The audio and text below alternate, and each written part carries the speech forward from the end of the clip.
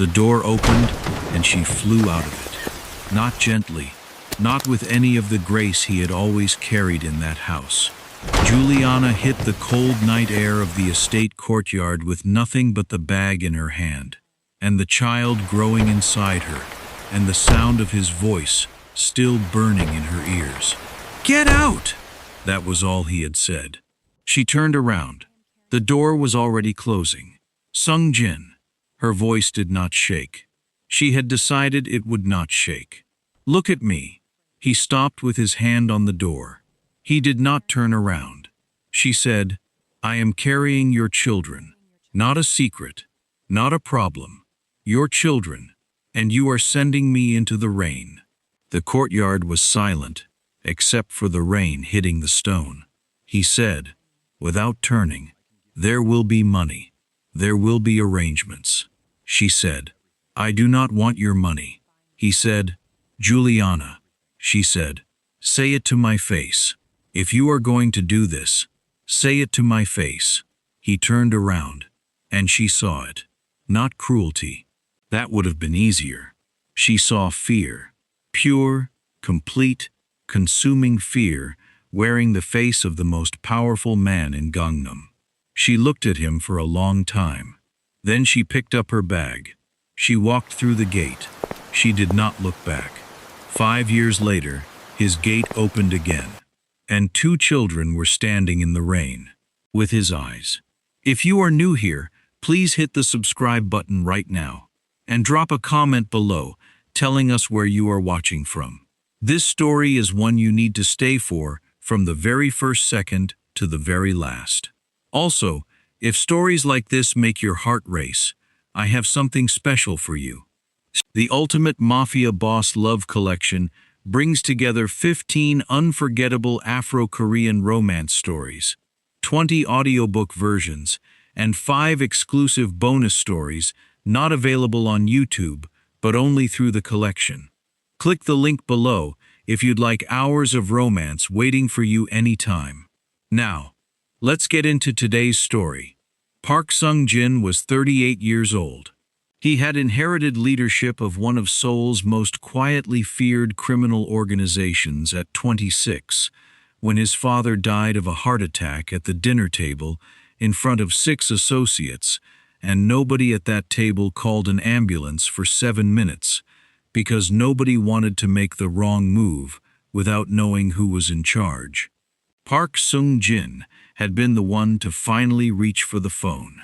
He had been the one to speak calmly through the chaos, and every person at that table had looked at him afterward with a new calculation in their eyes.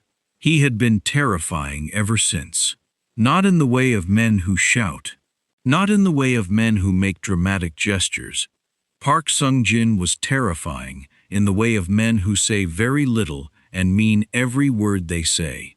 He had eyes that looked at people the way accountants look at numbers, always adding, always finding the discrepancy, always arriving at an answer that no one else had reached yet.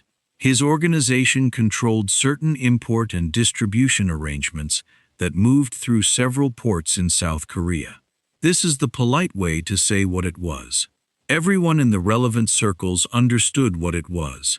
And everyone in the relevant circles understood that Park Sung-jin did not tolerate mistakes, did not tolerate disloyalty, and did not tolerate any complication that threatened the stability of what he had spent 12 years refining. He lived alone in the Gangnam estate. He had no wife, no children, no family left beyond an elderly aunt in Busan who sent him fish cake at Chuseok every year and asked in her card when he was going to get married, and he threw the card away every year without replying. His world was work. His world was structure. His world was the knowledge that everything was where he had placed it. He liked things where he had placed them, which is what made what happened 5 years ago so difficult, because he had not placed her there.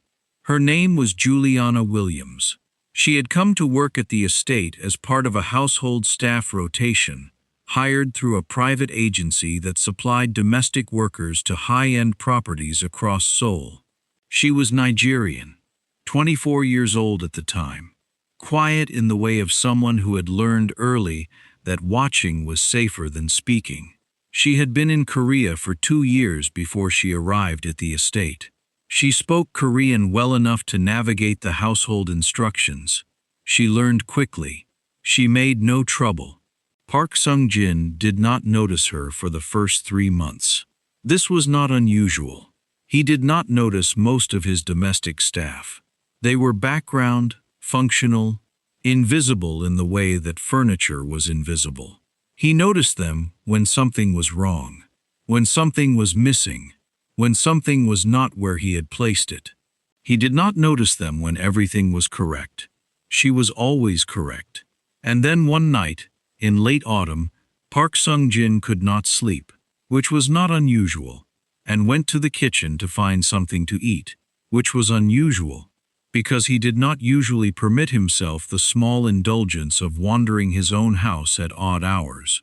There was something undignified about it, something that reminded him of the hollow middle-of-the-night feeling he had as a boy, that he had worked very hard to outgrow. Juliana was in the kitchen. She was not supposed to be there. Staff hours ended at 10. It was past midnight.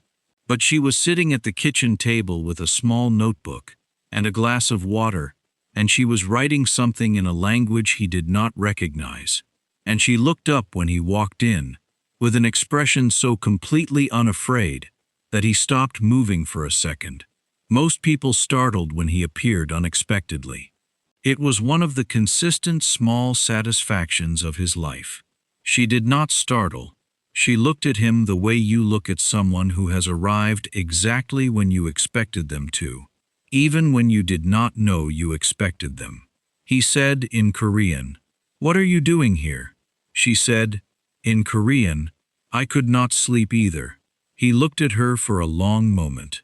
Then he went to the refrigerator and found the rice his cook had left covered and set it on the stove to reheat, and did not ask her to leave. She did not leave. They sat in the kitchen in a silence that was not uncomfortable, which was the strangest part, because Park Sung-jin was not a man who experienced comfortable silences with anyone. Silences with him were usually charged, usually careful, usually the silence of people watching what they said. This was not that kind of silence. He asked her what she was writing. She told him she was writing a letter to her younger sister in Lagos. She sent one every 2 weeks.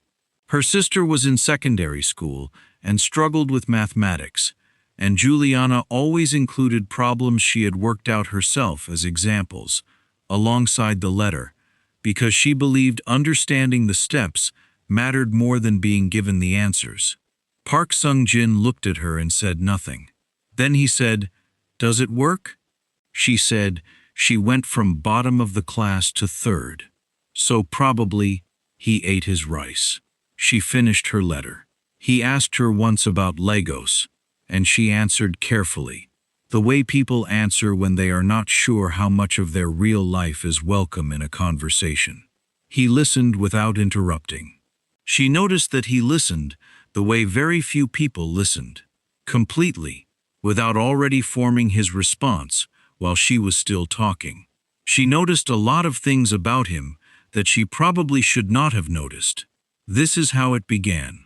Not with drama, not with any single moment, but with a kitchen, a bowl of rice, a letter to a sister in Lagos, and 2 people who could not sleep in the same house, on the same night, in the same autumn. Over the following months, it became something. Neither of them named it. In Park Sung-jin's world, naming things gave them power, and he was careful about what he gave power to. In Juliana's world, some things were better carried quietly until they became strong enough to stand on their own. She would be the first to admit, later, much later, that she knew the risk. She was not naive about what he was. She had worked in this house long enough to understand the shape of it. The men who came and went with hard faces.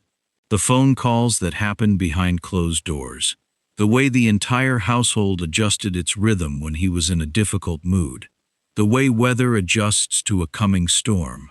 She knew, and she stayed, not because she was foolish, but because she had also seen the other thing, the man who came to the kitchen at midnight because he could not sleep, the man who listened without interrupting, the man who, one evening when he found her sitting on the steps of the East Garden reading a book, sat down next to her without asking permission and read his own documents in silence beside her for 40 minutes, as if that was a completely ordinary thing to do.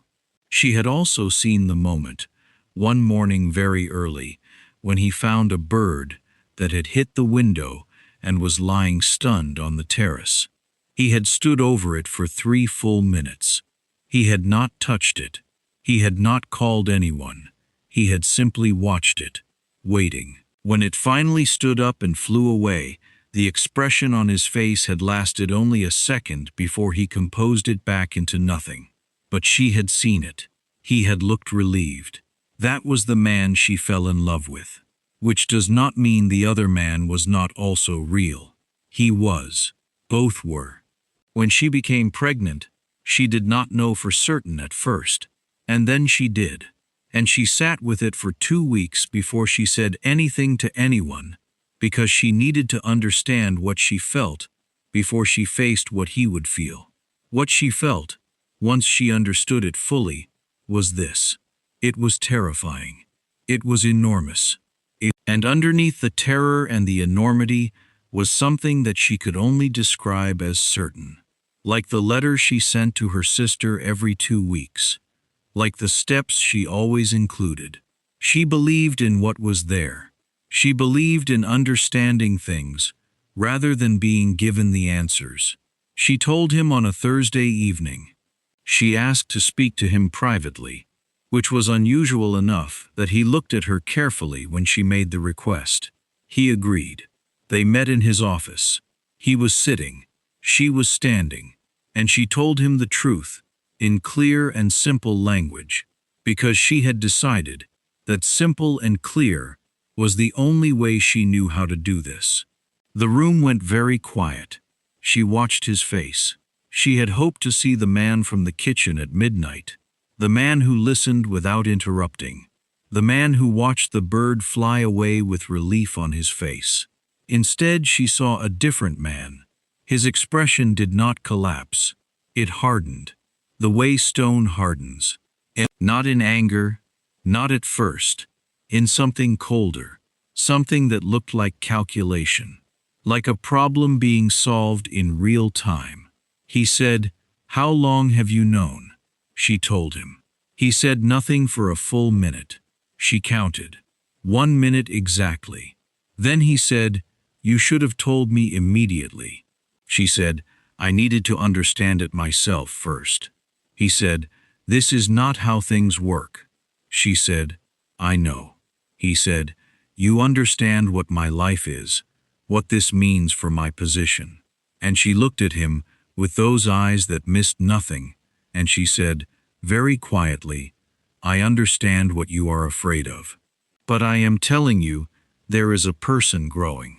I am telling you that because I thought you should know, not because I am making demands, not because I am threatening anything. I am telling you because it is the truth, and I thought you deserved it." He stood up. He walked to the window. The same window he always walked to when he needed to compose something in his mind before it showed on his face.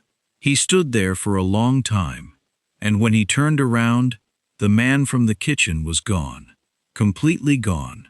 What stood in that office was the man his father had built. The man 12 years of this life had reinforced. The man who had learned that the only things that could not hurt you were the things you did not let inside.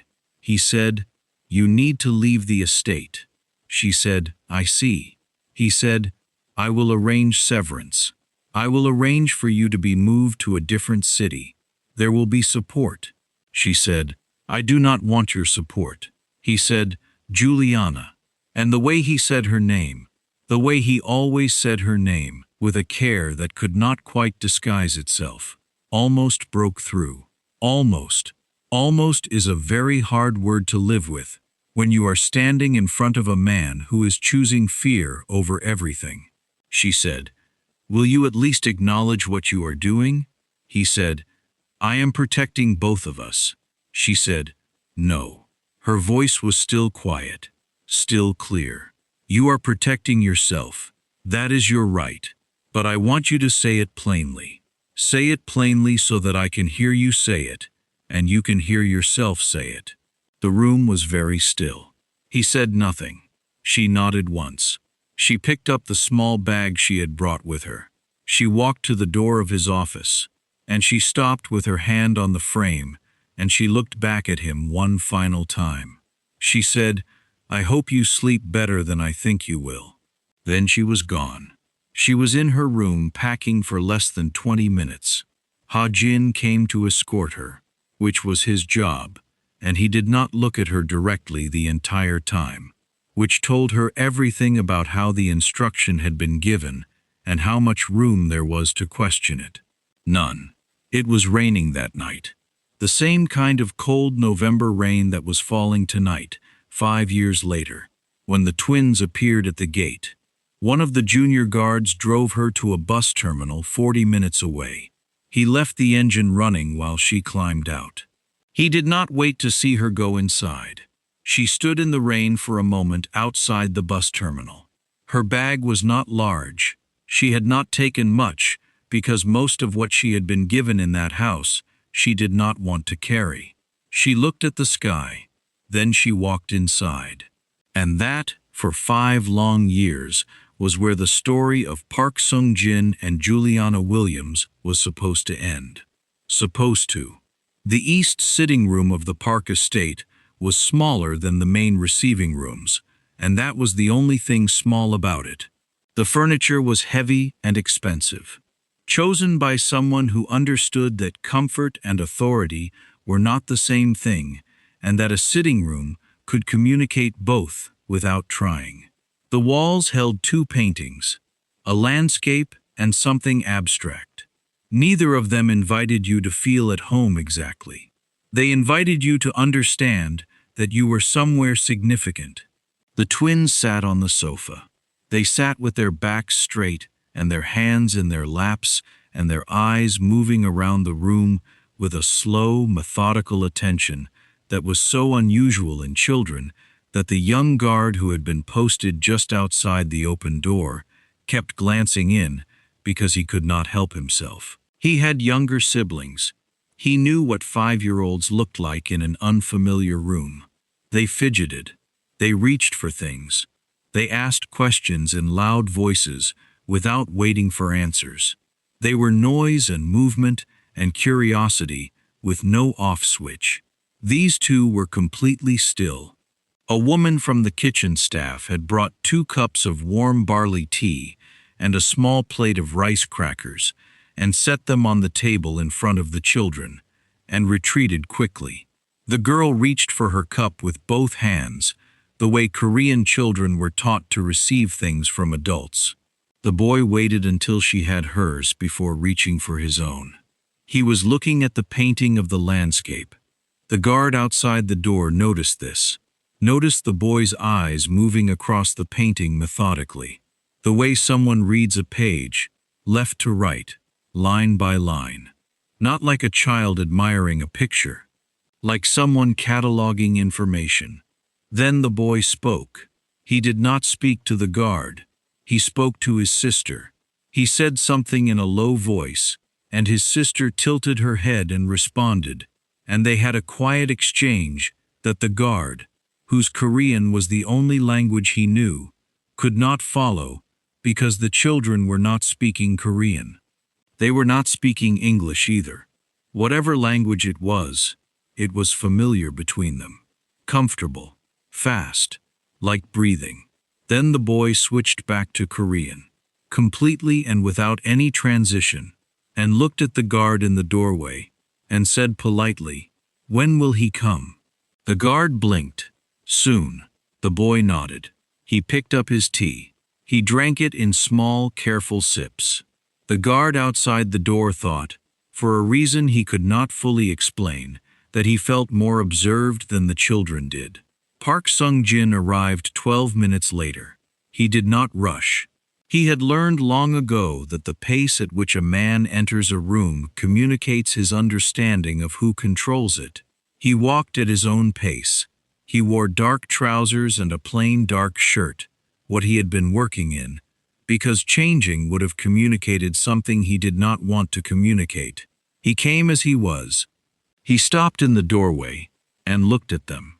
The girl saw him first. Her eyes went to his face, and then did something complicated. Not fear, not relief. Something that was trying to be neither, but contained both.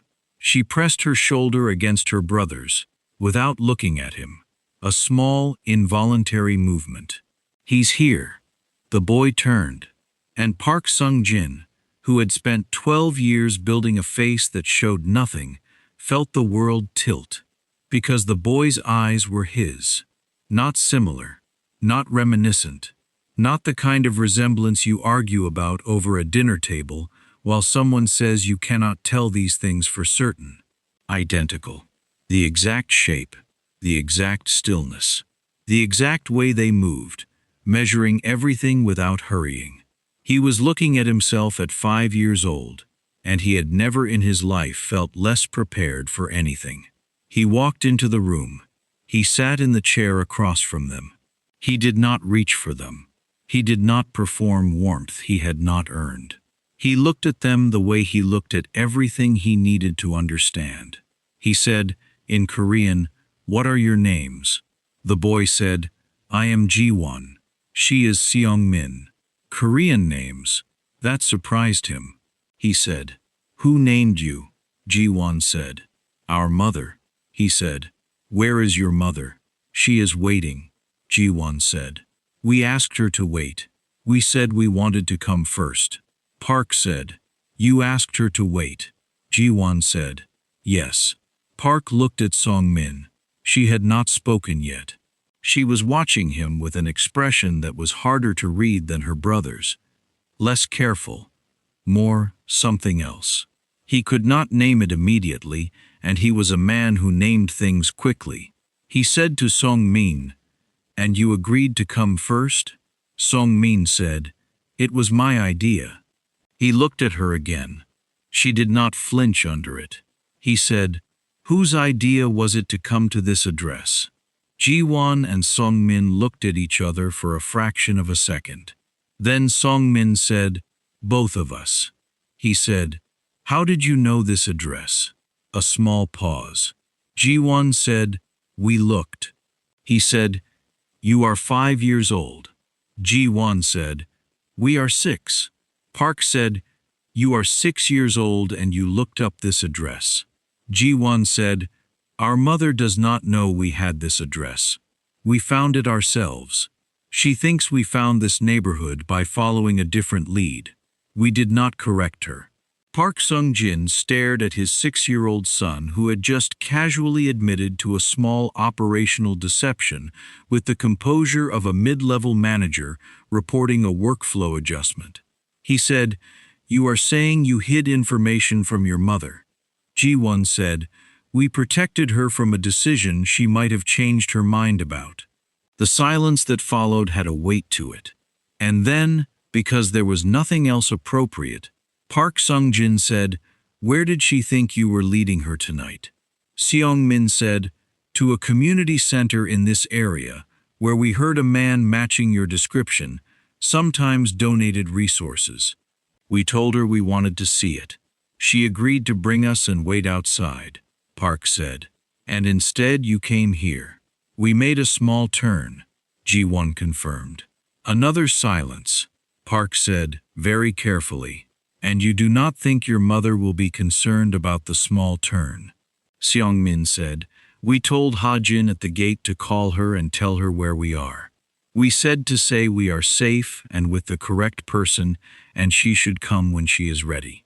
Ha-jin had not told him this. He was going to have a conversation with Ha-jin. He looked at these 2 children, these 6-year-old twins who had researched his address, planned a route, coordinated a cover story for their mother, briefed the security staff at his gate, and were now sitting in his east sitting room, drinking his barley tea with straight backs and hands in their laps, answering his questions like they had done this before. He said slowly, "How long have you been planning to come here?" Ji-won said, "A year and 4 months. Song-min said, "I wanted to come sooner.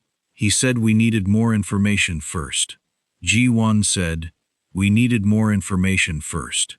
Song-min tilted her head. "We had enough at 11 months. Ji-won said, "We did not know about the east entrance at 11 months. Seong-min said, "The east entrance was not necessary."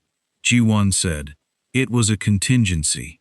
Seong-min turned to Park Sung-jin and said with complete sincerity, "He is very thorough. It is sometimes a problem." Park Sung-jin sat back in his chair. He had interrogated grown men, hardened men, men who had every reason not to cooperate, and years of practice doing exactly that. He had never in his life felt as outmaneuvered as he felt right now, sitting across from a 6-year-old girl who had just critiqued her brother's operational pacing with the energy of a senior partner reviewing a junior's report. He said, "What did you come here to find out?" Ji-won said, "We came to understand why you left." Seong-min added, "And to decide what kind of person you are." He said, "To decide." Seong-min said, "Yes. Our mother taught us that you do not accept other people's verdicts about someone. You gather your own information. Then you decide." He said, "And what information have you gathered so far?" Song-min looked around the room. "This house is very large. For one person. The guards are well trained. But the one outside this door has been looking at us for 20 minutes, and he is nervous. The paintings in this room were not chosen by you. Probably your mother," Park said. "What makes you think that?" Seong-min said, "The landscape is sentimental. The other one is trying too hard. They do not go together, and they would not go together if the same person chose both. So someone chose one and someone else chose the other. And neither person argued about it because one of them is gone." He looked at her for a very long time. He said, "My mother died 9 years ago." Seong-min said, "I am sorry." She said it the way her mother always said things. Simply, without decorating it. Because it was true, and the truth did not need decoration. He said, "You sound like her," Song-min said. "You knew our mother well enough to hear her in someone else." That was not a question. He did not answer it. He stood and walked to the window again. His old habit. His old way of buying himself a moment when something had reached him. He stood looking at the wet grounds of the estate, and he thought about the last 5 years. He thought about the night she had left. He thought about the weeks that followed, when he had told himself it was better, it was cleaner, it was the correct decision. He thought about the reports he had eventually commissioned, quietly, through channels that could not be traced back to him, just to confirm she was safe. The reports had come back with an address in Incheon. Then later, nothing. She had moved, and the trail had gone cold, and he had told himself that was also fine. That was also better. He thought about the nights he could not sleep. He had a lot of those now. He turned back around. Ji-won had finished his tea. Song-min was eating a rice cracker with the focused attention of someone who had skipped a meal. He realized they had probably been outside in the cold for a long time before the guard finally opened the gate. He said, "When did you last eat?" Song-min said without looking up from the cracker. "Lunch," he said. "It is almost 1 in the morning." Ji-won said, "We had a busy evening." He went to the door and spoke quietly to the guard and told him to bring proper food. Not crackers. Something warm. The guard moved immediately. He came back in and sat down. He said, "Tell me about your life. And this is where it gets good, besties, so stay close." Because the story these twins told was not what he expected. And nothing about the next hour in that sitting room was what Park Sung-jin had prepared himself for. Ji-won spoke first. He spoke carefully, in the organized way of someone who had thought about this conversation and prepared for it. The way you prepare for something important and cannot quite decide if you are more ready or more afraid. He said that after their mother left Seoul, she had found her way to Incheon with the help of a woman she had met at the bus terminal that first night.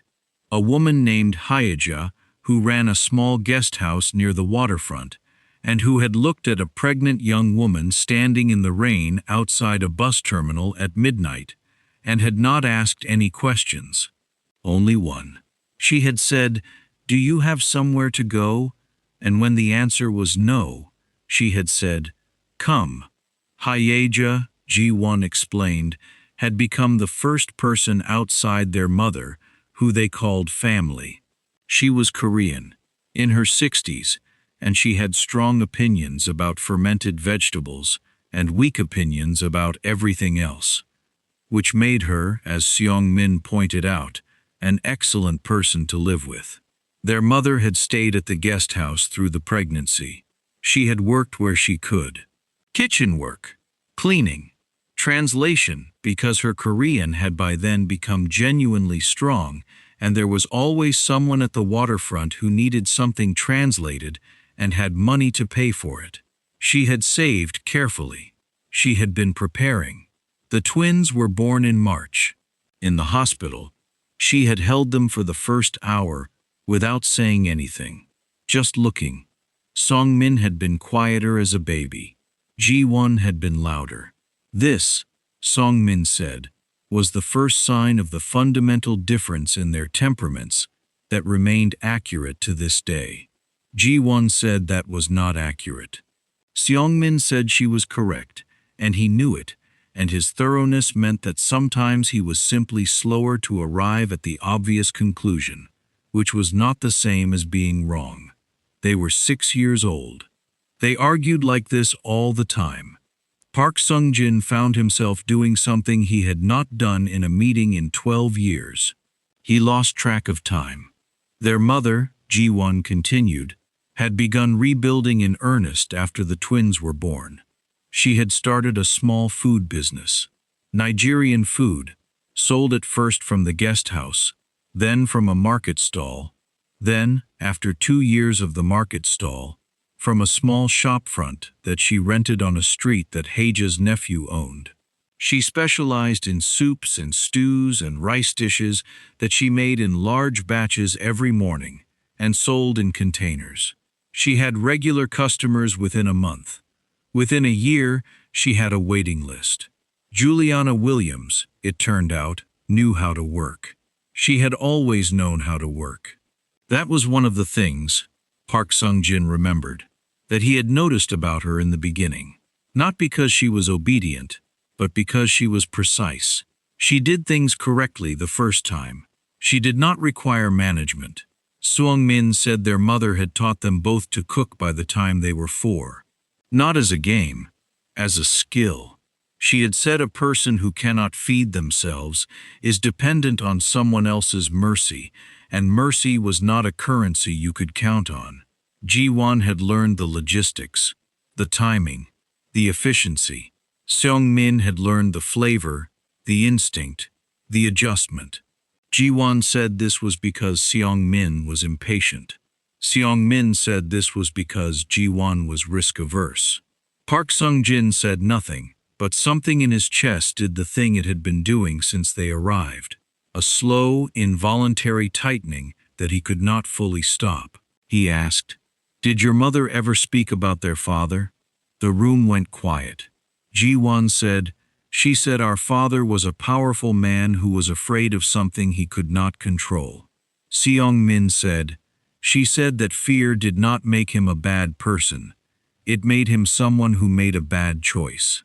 Ji-won said, "She said bad choices do not have to be permanent. She said people can change the story they are writing." He said, "But she did not tell you his name."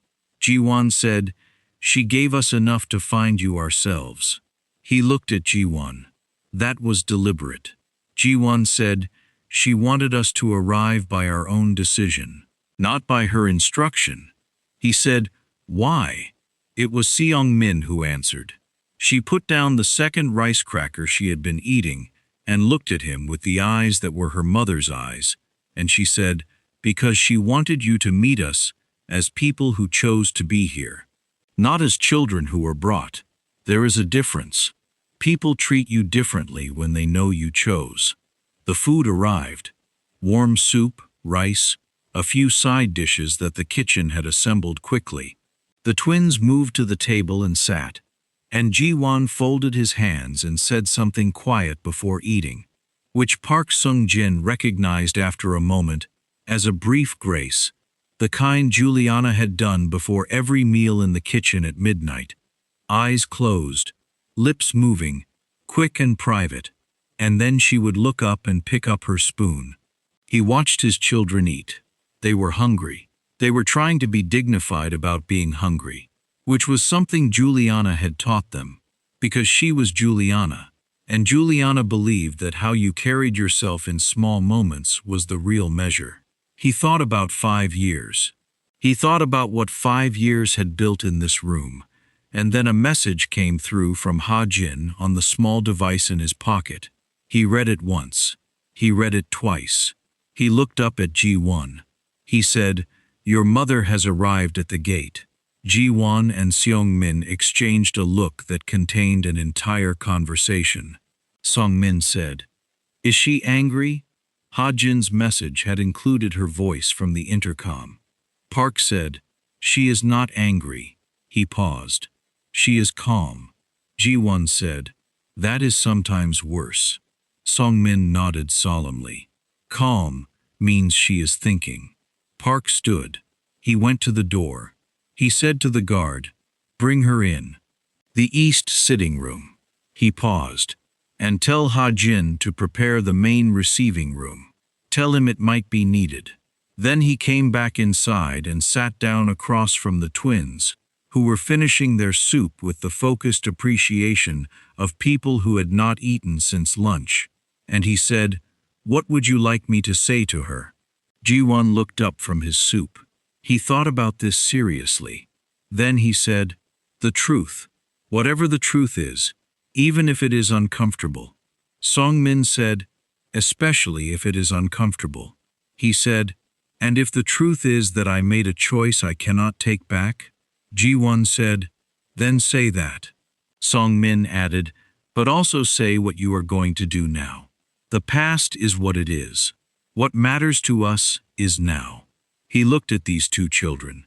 He said, "How are you this old in 6-year-old bodies?" Seong-min said, "Very seriously, our mother reads to us constantly and makes us explain everything back to her. It is very demanding." Ji-won said, "It is also very effective." Park Sung-jin, for the first time in a very long time, felt something move across his face that was not composed or strategic or managed. He felt it before he could stop it. He felt something that in different circumstances, on a different face, you might have called the very beginning of a smile. Before we continue, a quick note for everyone who loves these Mafia Boss romance stories. I've bundled 20 of our most loved Afro-Korean romance stories into the Ultimate Mafia Boss Love Collection. You'll get all 15 complete stories, 20 audiobook versions, plus 5 exclusive bonus stories you won't find on YouTube. If you'd love to enjoy these stories anytime without ads or interruptions, you'll find the link in the description below. Juliana Williams had not been inside the Park estate in 5 years and 6 months. She had not expected to be inside it ever again. She had, in fact, spent a considerable amount of energy building a life that made never returning not only possible, but entirely sufficient. She had a business. She had a home. She rented and was close to being able to buy. She had Heja, who drove her too fast on highways and argued about ingredients, and had been to every school event the twins had ever had, sitting in the front row with a sign. She had what she had built, which was real, which was hers, which no one had given her, and therefore no one could take away.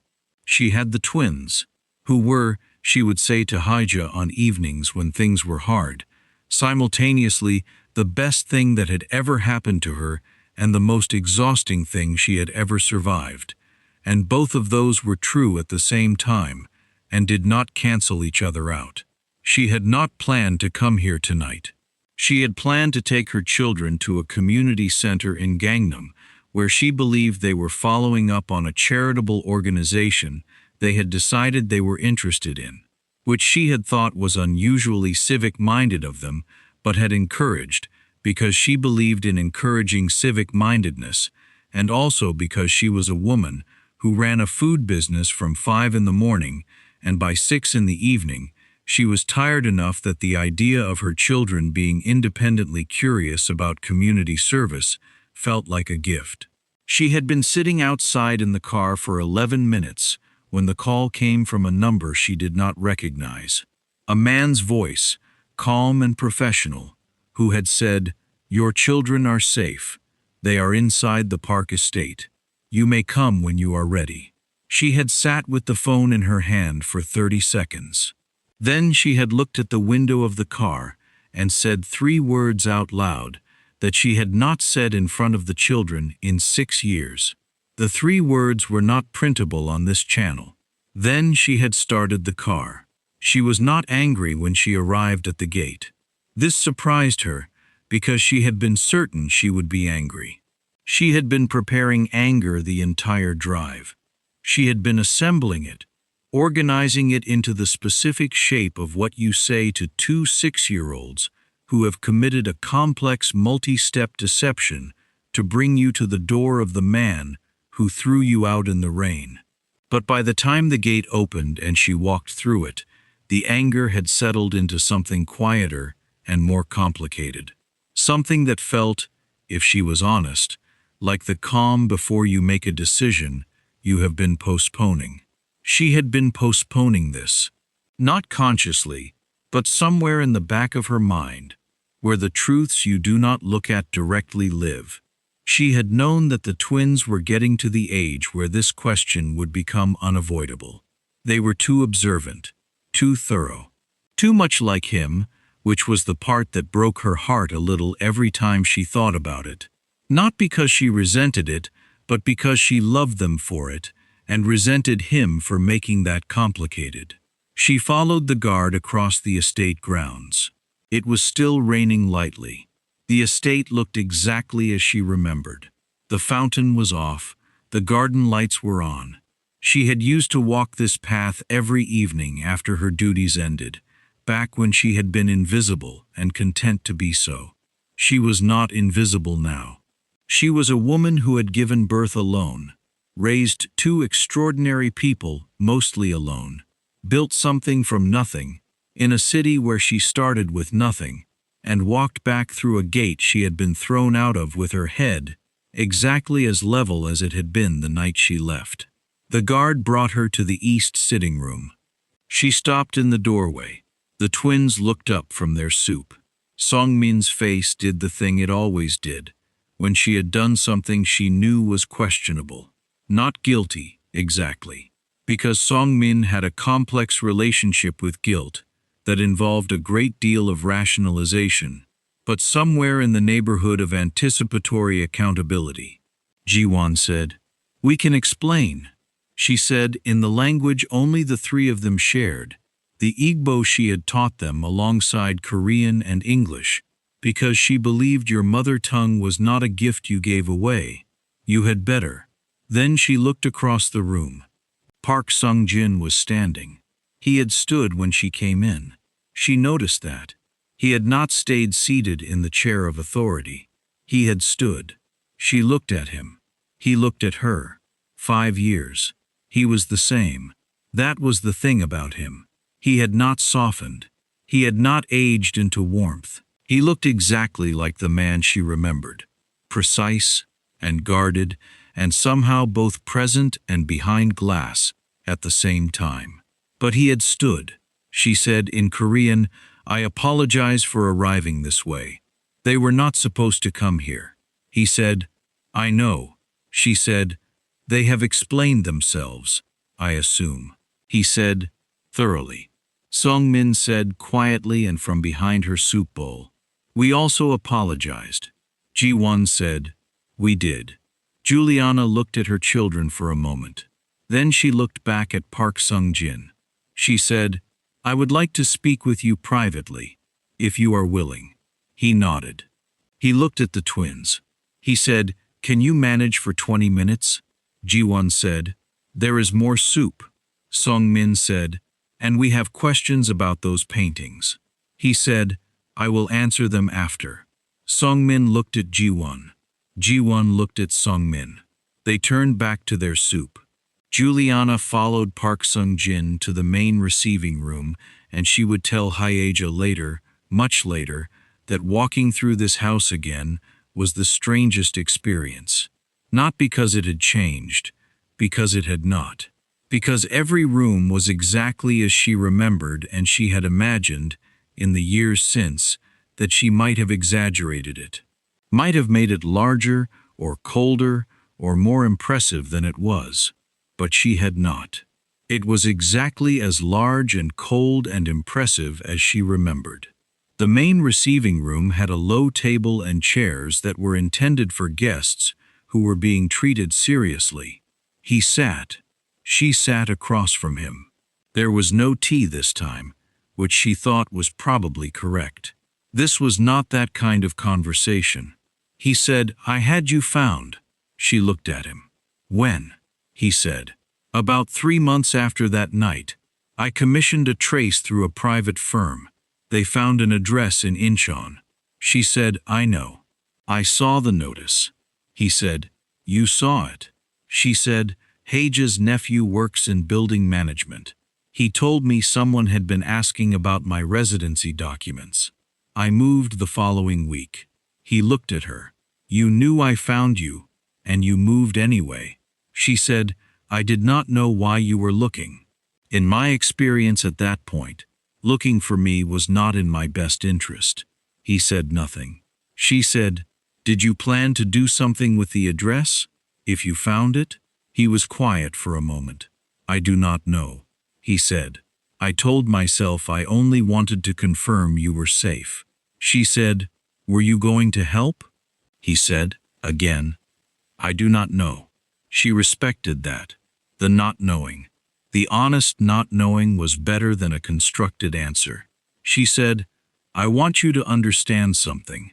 I did not raise them to come here. This was not part of my plan. I have been preparing them for a lot of things. But this, in this particular house, tonight, this was not mine. He said, they told me. She said, then you know they did this on their own initiative.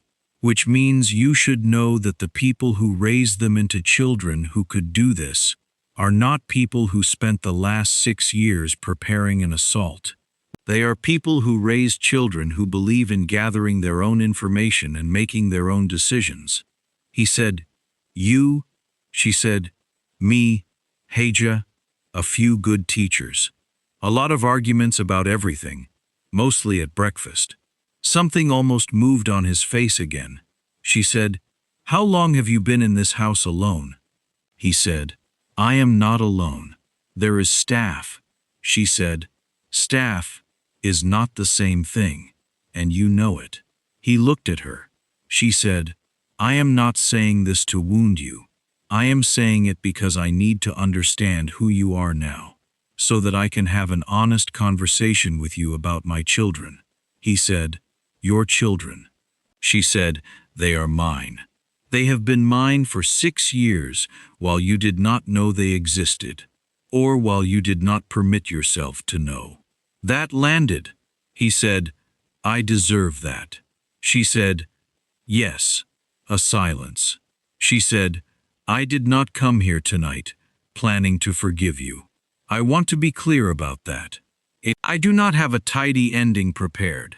I have not been building toward this as a story where everyone reconciles and goes home happy. That is not what life has taught me to expect. He said, what do you expect? She said, I expect what my children told me they came here for. Truth, whatever it is. And then we all decide what to do with it. He said, then here is the truth. He sat forward. He did not look at the window. He looked at her. He said, I was afraid. That is the complete explanation, and it is not a good one. I was afraid of what you and a child would mean in the world I had built. I was afraid of what it would expose. I was afraid that love, and I am using that word because I believe it was accurate even then, was something my world would use against me. So I removed it before anyone else could. She said, you removed me. He said, yes. And I was wrong. And saying I was wrong does not fix anything. I understand that. But you asked for truth. That is the truth. She was quiet. He said, when they were sitting in that room tonight, when Song Min told me about the paintings and got it exactly right, I felt something I have not felt in a long time. I do not know what to call it. Something like grief. Something like wanting to go back to a specific moment and make a different choice. She said, you cannot go back. He said, I know. She said, but you can make different choices now. He said, yes. She said, that is the question. Not what you should have done. What you are going to do. He said, what do you want me to do? She said, I want you to be honest with them, the way you were just honest with me. I want them to hear you say what you did and why. Not to punish you, because they are the kind of children who will know if you are managing the truth, and they will not respect a managed truth, and they will be right not to. He said, and after that? She said, after that, we figure out what is appropriate. Carefully. Slowly. This is not a reunion movie. These are real children. My real children. And whatever comes next comes at their pace and my pace. Not yours. He said, understood. She said, good. Another silence. A different kind. Not the silence of things unresolved, but the silence of things that have been set down after a long time of being carried. She looked around the room. She said, your house is very quiet. He said, it usually is. She said, that must be strange when you are used to other things. He said, what do you mean? She said, Song Min and Ji-won are not quiet at all. Even when they are quiet, they are thinking very loudly.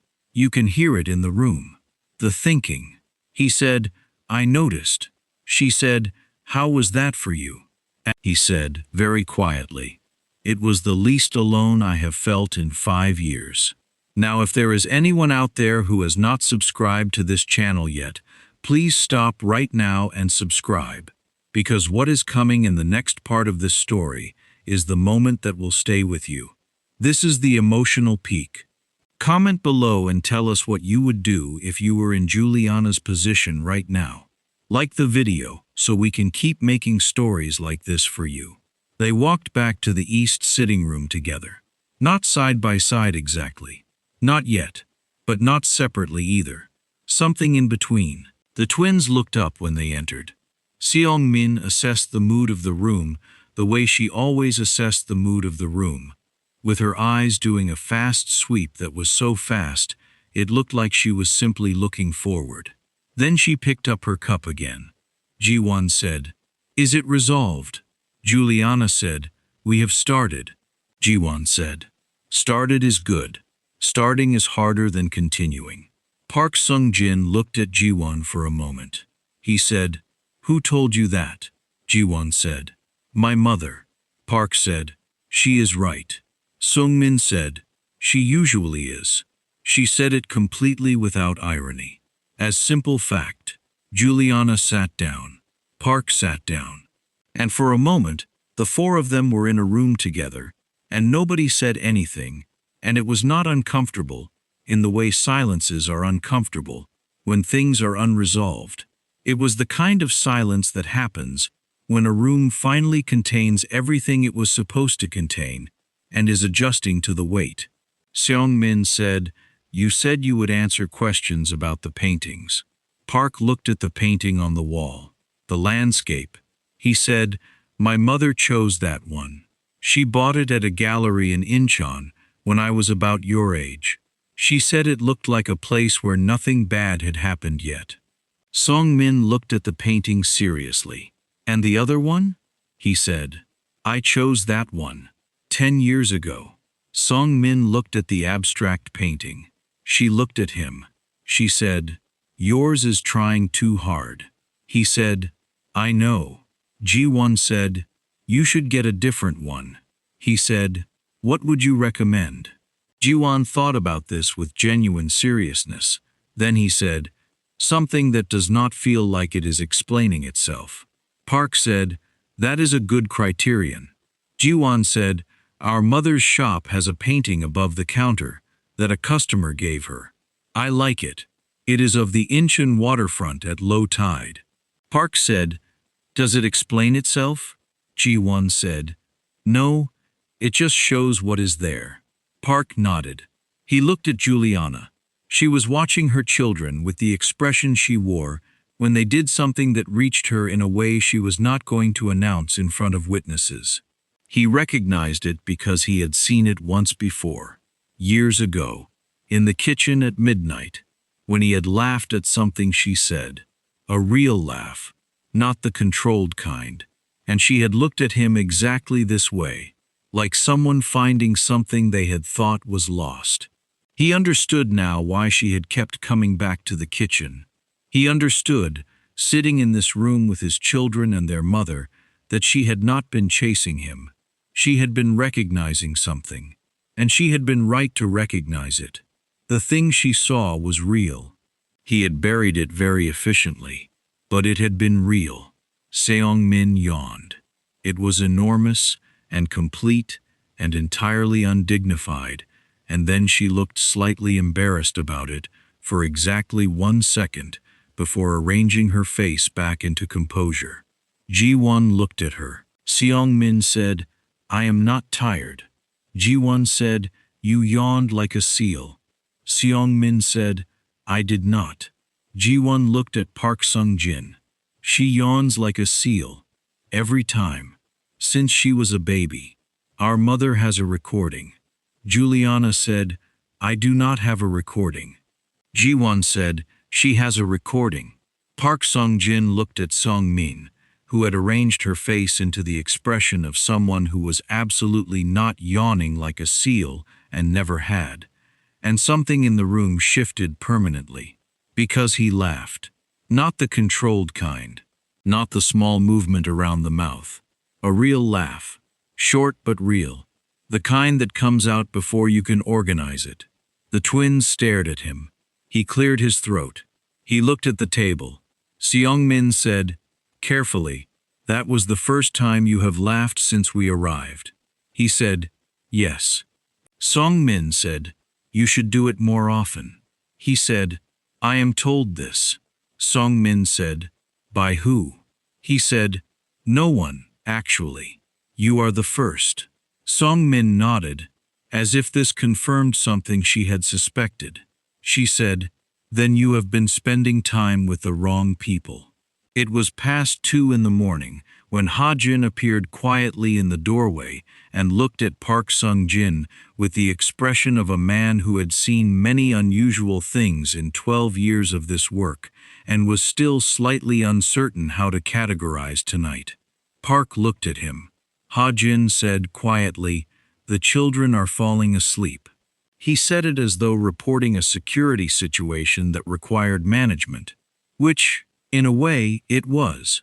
Song Min had listed to one side against the arm of the sofa. She was not asleep, technically.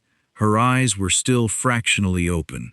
But her assessment of the room had slowed considerably, and the hand that had been holding her cup was now resting in her lap, and the cup was on the table. Ji-won was sitting straight, as he always sat.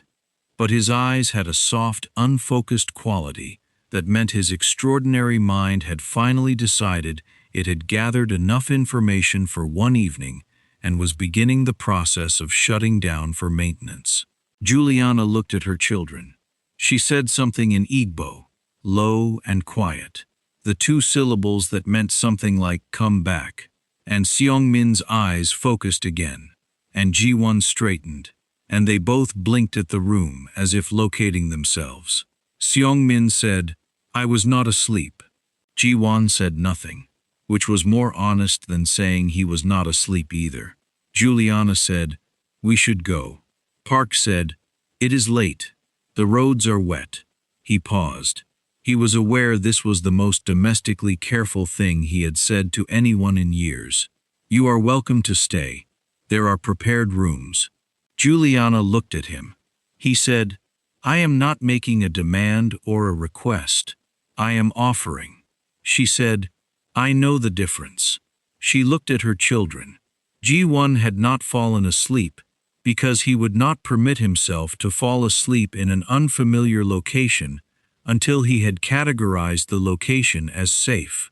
This had been his system since approximately age 3, and Juliana had tried to explain to him many times that not every room required prior threat assessment, and he always listened respectfully and then continued to assess prior to sleep.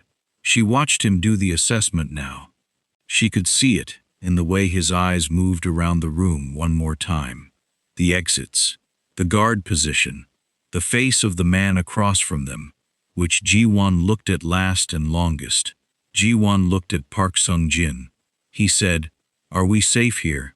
It was a direct question, the kind of question that only a child or someone with nothing left to lose asks directly. Park Sung-jin looked at his son. He said, "Yes." Ji-won said, "You are certain?" He said, "I am certain." Ji-won nodded once. He said, "Then we can stay." Ha-jin moved immediately, with the efficiency of a man who had already prepared for this possibility, because 12 years with Park Sung-jin had taught him to prepare for possibilities that had not been announced. 2 rooms were ready in the guest corridor. Quiet, warm, doors that locked from the inside. Juliana took her children down the corridor. At the doorway of the first room, she turned back. Park was standing at the end of the hall. She looked at him for a moment. She said, "Thank you." He said, "They are welcome here." She said, "I know that now." She went in. The door did not close all the way. She left it fractionally open, the way she always slept when the twins were small. One ear always toward the hallway, always listening. Park Sung-jin stood alone at the end of the corridor for a long time. He thought about what Ji-won had said. "Are we safe here?" He thought about the fact that the question needed asking.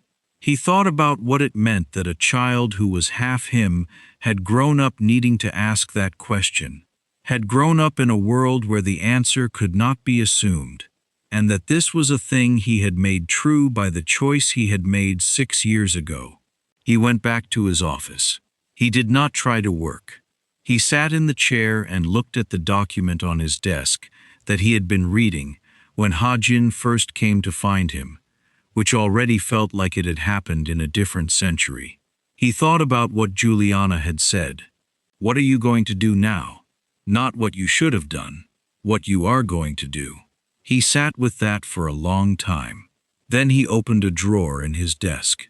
In the back of the drawer, behind documents that were filed and organized and exactly where he had placed them, there was a small photograph.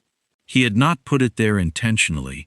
It had arrived in an envelope 3 months after she left, sent to his business address through channels that should not have known his business address. And inside the envelope, there was nothing but the photograph. A photograph of Juliana at the estate, taken in the garden during the summer before she left. She was not looking at the camera. She was looking at something to the left, something outside the frame, and she was laughing. The real laugh. The full-faced one. He had not known who sent it. He still did not know. He had reasons to suspect, but no proof, and he had, by the standards of his world, the most efficient means of finding out if he chose to use them. He had not chosen. He had kept the photograph instead. He looked at it now. He put it back in the drawer. He did not sleep that night, but it was a different kind of not sleeping. Not the kind where you lie in the dark and your thoughts run the perimeter of everything you cannot fix. The kind where you sit and you make decisions. The quiet, irrevocable kind. The kind that stick. By the time the sky outside the estate windows began to lighten, he had made 3 of them. In the morning, Seong-min was the first one up. She appeared in the kitchen at 6:15 with her hair slightly askew, and the look of someone who had slept excellently and was ready to resume operations. She found Park Sung-jin already at the kitchen island with coffee. She looked at the coffee. She looked at him. She said, "We are not allowed coffee yet." He said, "You are 6. She said, "I know. Our mother says the brain does not need additional stimulation at this age. She says our brains are already working at a level that concerns her sometimes." He said, "She is right." Seong-min said, "Are you making breakfast?" He said, "I was going to call the cook." Song-min considered this. She said, "What time does the cook arrive?" He said, 7. Song-min looked at the clock on the wall. She looked back at him. She said, "That is 45 minutes. He said, "Yes." She said, "Can you cook?" He said, "Adequately." She said, "Adequately is not the same as well." He said, "No, it is not." She said, "I can make eggs. Our mother taught me. I can do it properly, not just scrambled." He said, "What else can you do?" She thought about it. "Rice, if the cooker is set. Soup, if there is broth already made. Fried rice, if there are leftovers from yesterday." He said, "There is broth." Seong-min moved to the refrigerator. She opened it and stood on her toes to see the upper shelves. She said, "Do you have spring onions?" He said, "Probably." She said, "You need to know what is in your refrigerator. That is basic." He found the spring onions. They made soup together. And Seong-min and Park Sung-jin in the kitchen at 6:30 in the morning, with Seong-min directing the process with the confidence of someone who had made this soup before, and Park following instructions with the attention of someone who understood that doing this correctly mattered for reasons that had nothing to do with the soup. Ji-won arrived at 6:45. He stood in the kitchen doorway and looked at the scene and did not say anything for 3 full seconds. Then he said, "You are making soup." Seong-min said, "Obviously." Ji-won said, "Who taught him the ratio?" Seong-min said, "I did." Ji-won looked at Park. He said, "She is strict about the ratio." Park said, "She is precise." Ji-won said, "That is a good word for it." He came in and found a seat at the kitchen island, the same island where his parents had first sat across from each other in a kitchen at midnight 6 years ago, and accepted the glass of barley tea that Park had already poured, because he had noticed the night before that Ji-won drank barley tea and not the juice that Seong-min preferred. Ji-won noticed that he had noticed. He wrapped both hands around the cup. He said, "You pay attention to small things." Park said, "I try." Ji-won said, "Our mother says the small things are the large things in a different size." Park said, "She is right about that too." Ji-won said, "She is right about most things. She would tell you she is wrong sometimes too, but that is because she is honest, and honesty requires you to admit when you are wrong. She is very thorough about both." Park said, "Like you." Ji-won thought about this. He said, "I think I am thorough from her. And from you, probably. I do not know yet which parts came from where. Song-min says the stubbornness is from you." Park said, "What does Song-min say comes from your mother?" Ji-won said, "The cooking, the fairness, the way we see things." Park said, "And the arguments?" Ji-won said, "Song-min says the arguments are from both of you." Park looked at the soup. He said, "She is probably right." Juliana arrived in the kitchen at 7. She stood in the doorway, exactly as she had once stood in the doorway of his office, with her eyes taking in the room completely before she committed to entering it. She saw her children at the island. She saw the soup on the stove. She saw Park Sung-jin with a dish towel over his shoulder, doing something she could not have predicted in any version of last night she had imagined. She said, "Who made soup?" Seong-min raised her hand. Ji-won said, "He helped." Juliana looked at Park Sung-jin. He removed the dish towel from his shoulder. He said, "The ratio is correct." Seong-min supervised. Juliana said, "I see." Seong-min said, "He is better in the kitchen than you said." Juliana said, "I never said anything about his kitchen skills." Seong-min said, "You said he lived alone. I assumed." There was a beat. Then Juliana said, "That is actually fair reasoning." She sat down. Park poured her tea. She accepted it. The four of them ate the soup that Sung-min had directed and Park had assisted with, and it was good. Not just adequate. Good. After breakfast, Park Sung-jin asked Juliana to walk with him. She agreed. The twins stayed in the kitchen with Ha-jin, who had been discovered by Song-min to have a surprising knowledge of traditional Korean card games, and who had been drafted into teaching them before he had fully understood what he was agreeing to. The estate gardens were wet from the night's rain. The air was cold and clear, the way Seoul mornings can be in the winter, sharp enough that you feel it in your lungs. They walked along the stone path that circled the fountain. He said, "I have been thinking about what you asked, what I am going to do." She said, "And?" He said, "I am going to step back from the business. Not immediately, there are arrangements that take time, but I have been working on a plan for the past 2 years to legitimize the remaining operations. Last night accelerated my commitment to that plan." She said, "I am not asking you to change your life." He said, "I know. I am telling you what I am choosing." She said, "Why?" He said, "Because I spent last night thinking about G1, asking if he was safe here. And I decided that if these children are going to have any kind of relationship with me, and I want them to, I will not have them in a world where that question has a complicated answer." She said, "That is a large thing to change." He said, "Yes." She said, "And you are certain?" He said, "I have been running toward this for 2 years. Last night gave me a reason to run toward it faster." She walked beside him in silence for a moment. Then she said, "I need you to understand something. My children are not a motivation for you to perform change. They are real people who will know the difference between real change and performed change. If you are going to be in their lives, you have to be genuinely different, not strategically different." He said, "I understand." She said, "Do you?" He said, "Juliana." And the way he said her name was the same as it had always been, careful, with a weight that could not quite disguise itself. "I am not performing anything. I have been alone in this house for 6 years. I chose that. I chose it because I convinced myself that the thing I removed was a complication. Last night, I met the complication. And the complication is extraordinary.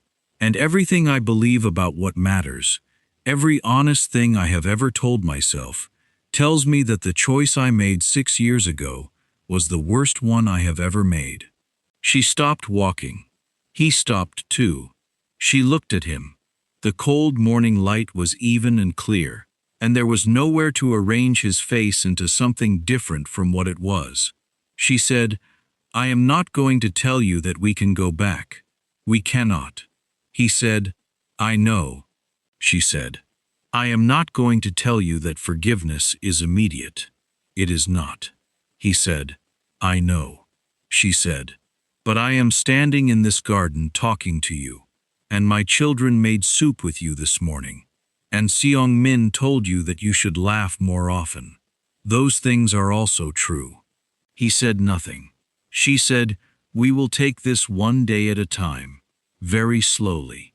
And the children set the pace. Not you, not me. Them. He said, I agree. She said, and you are honest with them. Always. Whatever they ask. He said yes. She said, good. She started walking again. He walked beside her.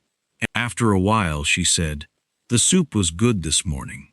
He said, Seong-min's instruction was very specific. She said, she always is. He said, she told me my refrigerator organization is inadequate. She said, she is right. He said, she said, that was a fair characterization.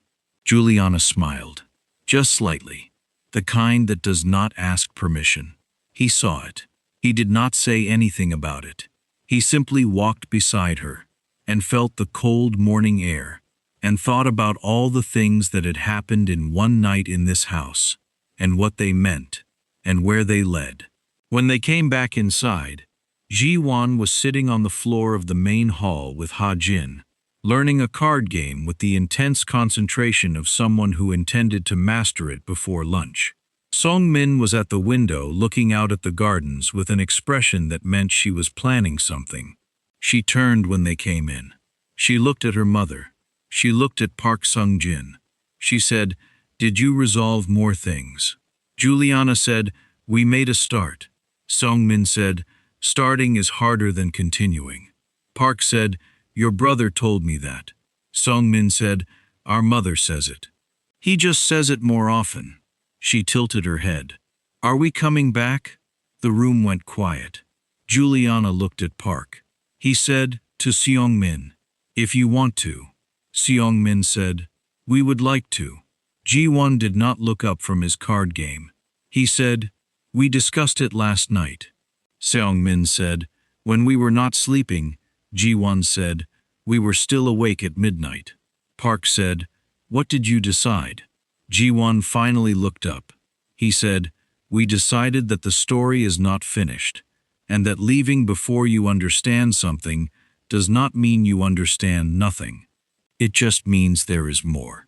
He looked at Park with those eyes, those undeniable eyes.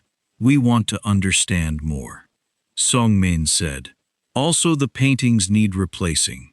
Park said, I will take recommendations. Song-min said, we have some. He said, I expected that. Juliana watched this exchange. She watched her children negotiate the terms of a relationship with a man they had known for less than 12 hours, doing it with the precision and the fairness and the thoroughness she had spent 6 years building into them, doing it with the intelligence that was hers and the strategy that was his and the particular combination that was entirely their own. She thought about the night they were born, about the hospital in Incheon, about the hour she had spent holding them both and not saying anything, just looking. She thought about Haeja, who would need to be called, and who was going to have extraordinary feelings about all of this. She thought about the morning they had woken her up at 4 years old, by standing silently beside her bed in the dark, both of them, waiting for her to notice them, because Seong-min had said they should not wake her, and Ji-won had said they could not wait, and Seong-min had said they could stand there instead, and it had been, she had said to Haeja afterward, the most alarming and also the most them thing that had ever happened. She thought about the walk she had just taken in the garden beside a man who had made the worst choice of her life possible, and who had said I was wrong without any performance, without any cushioning, without any attempt to make the wrong thing sound less wrong than it was. She was not ready to call that enough, but she was willing to call it a beginning, because Juliana Williams had built a life out of beginnings. She was very good at beginnings. She knew what to do with them. Before they left, Song-min stopped in the east sitting room one more time. She looked at the paintings, the sentimental landscape and the abstract that was trying too hard. She said, to the room in general, the one your mother chose should stay. It is good. The other one should go. Park said, and what should replace it? Seong-min said, something true. Not something impressive, something that just shows what is there. He said, like your mother's waterfront. Seong-min said, yes. She turned and looked at him. We could bring one from the shop. One of the customer's paintings. The woman who gave it to our mother said it was hers to do with what she wanted. I think our mother would say yes. He said, ask her. Seong-min went to ask. Park Sung-jin stood alone in the east sitting room for a moment. He looked at the painting his mother had chosen. A place where nothing bad has happened yet, she had said. He had not understood that when he was 5. He had not understood it when he was 26, and running this estate, and convincing himself that strength meant never letting anything in. He understood it now. Some things are not about what has already happened. They are about the possibility that what comes next can be different. Not fixed, not perfectly repaired, not pretending the past did not happen. Just different, just open, just the possibility of something being made from what was not made before. Ha-jin appeared in the doorway. He looked at his employer, who was standing in the east sitting room looking at a painting, which was not a thing he had ever looked at in 12 years of employment here. He said, cautiously, are they leaving?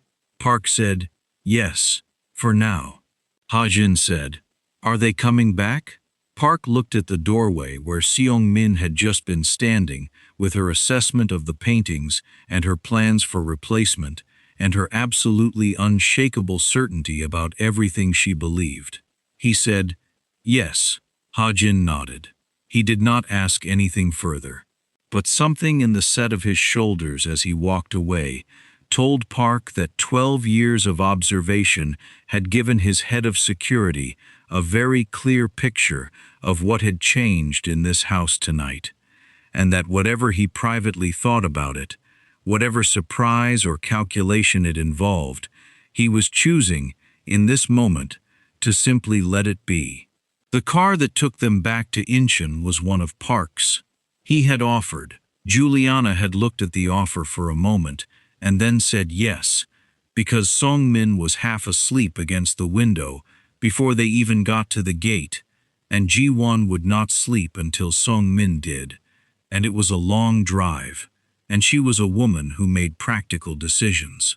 As the car pulled out of the estate, Ji-won looked back through the window. He looked at the gate as it closed. He said, without turning around, did you tell him about the seal yawning recording? Juliana said, there is no recording. Ji-won said nothing. Seong-min said, from behind closed eyes, there is a recording. Ji-won said, I knew it. Juliana said, go to sleep, both of you. Seong-min said, I was not. Juliana said, Seong-min. Silence. In the quiet of the car, with the wet Seoul streets moving past the windows and her children finally sleeping in the back seat, Juliana looked out at the city she had rebuilt her life in. The lights reflected on the wet road. The same rain that had been falling the night she left was finished now. The sky was clearing, the kind of clearing that happens just before real dawn, when the dark is not fully gone but the light is already beginning to decide. She thought about what she had said to Park in the garden. One day at a time. Very slowly, the children set the pace. She thought about Song-min, saying the story was not finished. She thought about 6 years of beginnings. She was good at beginnings. She looked at the clearing sky. Some choices do not disappear with time. They grow.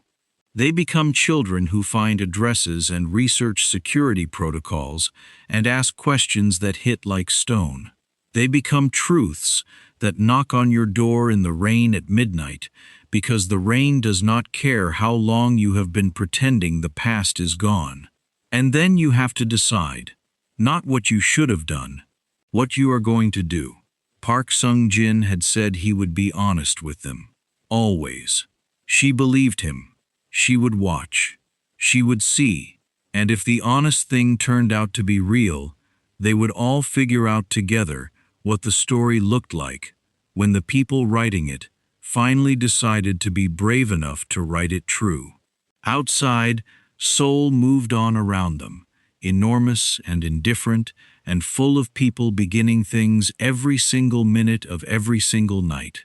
And the car carried them home through the clearing dark, and the twins slept, and Juliana breathed, and somewhere behind them in a house that was very quiet and very large, a man sat in his office and did not look at documents and did not make calls and did not manage anything at all. He just sat, and for the first time in a long time, the quiet felt like something other than being alone.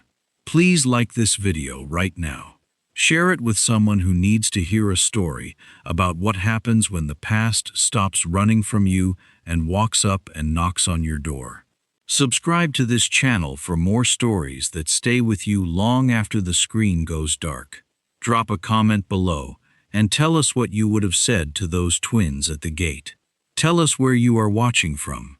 If you enjoyed this story, imagine having 20 more unforgettable Mafia Boss romances ready to read or listen to whenever you want. That's exactly why I created the ultimate Mafia Boss Love Collection.